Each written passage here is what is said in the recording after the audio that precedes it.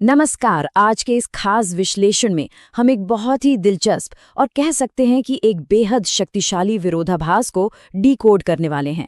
बात हो रही है नवरात्रि के 7वें दिन की और माँ कालरात्रि के अत्यंत उग्र रूप की। सोचिए, एक तरफ तो भक्ति की परम शांति है और दूसरी तरफ माँ का ये प्रचंड स्वरूप।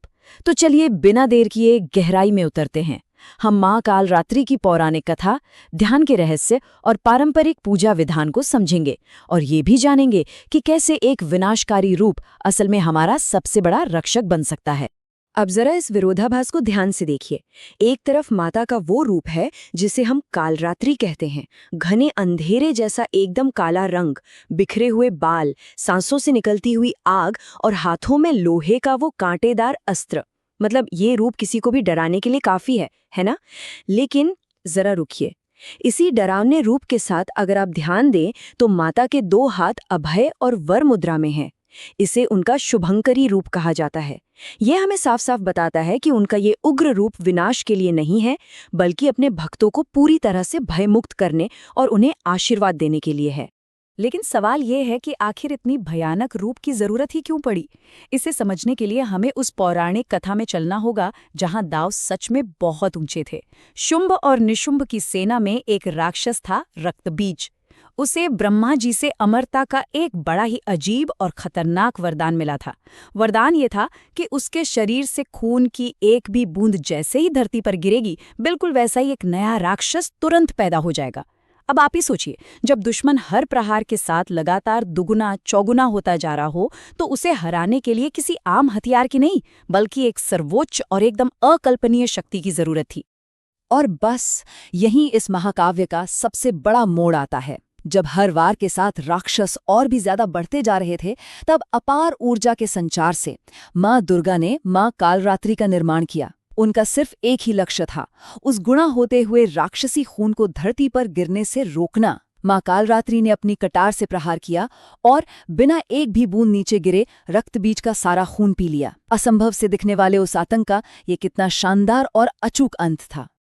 ये पौराणिक कथा अपने आप में सचमुच अद्भुत है, पर क्या ये सिर्फ एक पुराने युद्ध की कहानी है?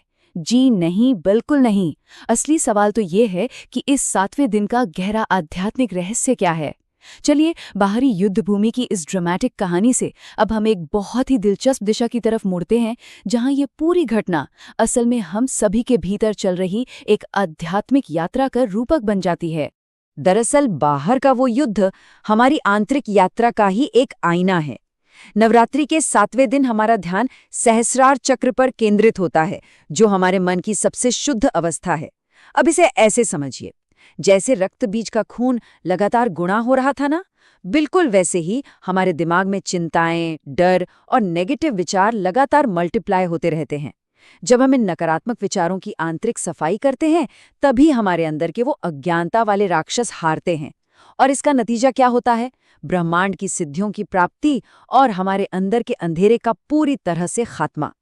तो चलिए अब देखते हैं कि ये सब हमारी आम जिंदगी से कैसे जुड़ता है। इस प्रचंड बदलाव लाने वाली ऊर्जा को हम अपने जीवन में कैसे उतार सकते हैं? इसका जवाब किसी भयानक युद्ध भूमि में नहीं, बल्कि हमारे अपने घरों की शांति और पारंपरिक पूजा के स्थान में छिपा है। जी हाँ, ये वो जगह है जहां हम सही तरीके से ध्यान और पूजा के जरिए उस असीम ऊर्जा को अपने भीतर संतुलित करते हैं। इस ऊर्जा को अपने भीतर केंद्रित करने की शुरुआत कुछ बहुत ही शांत और व्यवस्थित कदमों से होती है। सुबह जल्दी उठना, साफ कपड़े पहनना, गंगाजल से अपनी पूजा स्थान को पवित्र करना, माता की प्रतिमा स्थापित करना और फिर शुद्ध घी का दीपक जलाना। देखिए, ये शुरुआती चरण सिर्फ कोई रूटीन या कर्मकांड नहीं है। ये बाहरी दुनिया के शोर शराबे से निकलकर एकदम गहरी शांति की तरफ जाने का एक खूबसूरत रास्ता है, जो हमें आंतरिक ध्यान के लिए पूरी तरह से तैयार करते हैं। अब जैसे जैसे हम पूजा की गहराई में उतरते हैं, हमारे आसपास का माहौल बहुत अहम हो जाता है। लाल रंग के गुड़हल के फूल, लौंग, बताशें, गुग्गल की धूप और रात रानी के फूल, ये सिर्फ पूजा की सामग्री भर नहीं है। लाल रंग अपने आप में असीम ऊर्जा का प्रतीक है और गुग्गल की वो खुशबू पूरे वातावरण को शुद्ध कर देती है।